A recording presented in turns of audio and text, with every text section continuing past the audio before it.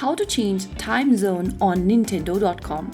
Hi everyone, welcome back to another video from Crazy Gamer, and in this video we are gonna learn how you can easily change your time zone on Nintendo.com. First of all, open a web browser and type in Nintendo.com in the URL box and search. Go ahead and select your location from the menu and then make sure that you are logged into your account by entering your credentials. Once you're logged into your Nintendo.com account, go to the upper right corner and tap on your profile picture or your name. Now from the expanded menu, click on Nintendo Account Overview. This will take you to your Nintendo account interface where you need to click on Account Settings at the top.